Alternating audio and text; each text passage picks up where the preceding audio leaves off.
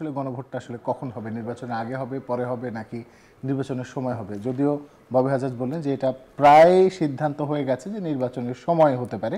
তো সেক্ষেত্রে আসলে জামাত ইসলাম তো বলছে নির্বাচনের আগেই তারা গণভোট চায় এবং জনগণের যে রায় বা জনরায় যেটি সেটিকে আসলে তারা মেনে নিতেও প্রস্তুত আছেন। আসলে এগ্রিমেন্ট হওয়ার পরেও সবাই যখন স্বাক্ষর করবে 15ই অক্টোবর, তারপরেও কেন গণভোট দরকার? আসলে বাংলাদেশের রাজনীতিতে তো আপনার অবিশ্বাস দোলাচল এখানে আসি, সবসময় আসে।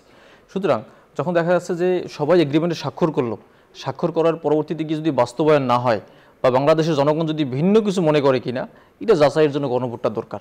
এবং এই গণভোটের মাধ্যমে মানুষের কিন্তু সম্পূর্ণ বাংলাদেশের জনগণের কনসেনসাস এখানে চলে আসলো যে জনগণ এখানে কি মনে করে। সবাই সর্বসম্মতভাবে জনগণও এটার পক্ষে মত দিলেন। সেকেন্ড বিষয়, আপনি যে প্রশ্নটা করলেন যে গণভোটটা আগে দরকার নাকি ইলেকশনের সাথে হতে পারে।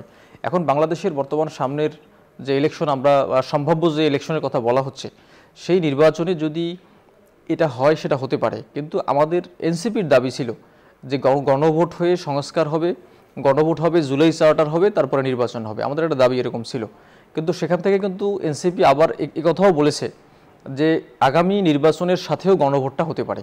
সুতরাং আমরা মনে করি যদি এ ধরনের সিদ্ধান্ত সমস্ত রাজনৈতিক দল মিলে নেওয়া হয় যে আগামী নির্বাচনের সাথে, জাতীয় সংসদ নির্বাচনের সাথে গণভোটটা হবে, সেটা হতে পারে। এটা এনসিপির পক্ষ থেকে এই কথাটা আগেও বলা হয়েছিল, বা তার আগেও যদি গভর্নমেন্ট সিদ্ধান্ত নেয় আমাদের এতে কোনো দ্বিমত নেই, এটা আমরা মনে করি। বাট গণভোটটা হওয়াটা খুব জরুরি। কারণ হলো, আপনি দেখেন 1977 সালে যে গণভোট হয়েছিল, শুধুমাত্র একটা প্রশ্নে গণভোট হয়েছিল যে তারা শহীদ প্রেসিডেন্ট জিয়াউর রহমানের উপর আস্থা রাখে কিনা, বা তার যে গৃহীত নীতিগুলো মানে জনগণ চায় কিনা, এই একটা প্রশ্নে গণভোট হয়েছিল। এবং গণভোটের মাধ্যমে কিন্তু মানুষজন বিপুলভাবে সাড়া দিয়েছে এবং মানুষজন মনে করছেন যে না, শহীদ প্রেসিডেন্ট জিয়াউর রহমান কিন্তু রাইটলি তিনি এগিয়ে যাচ্ছেন, কাজ করতেছেন দেশের স্বার্থে। এবং এই গণভোটের কারণে তার কিন্তু মানুষের মধ্যে আস্থা বিশ্বাস তৈরি হয়েছিল। আমরা মনে করি এই জুলাই চার্টারটা যদি গণভোটের মাধ্যমে বাস্তবায়ন হয়, সব দেশের মানুষের ঐক্যবদ্ধ অংশগ্রহণের মাধ্যমে এটা বাস্তবায়ন হলে এটা বেশি আরও বেশি অংশগ্রহণমূলক হলো এটা আর কি।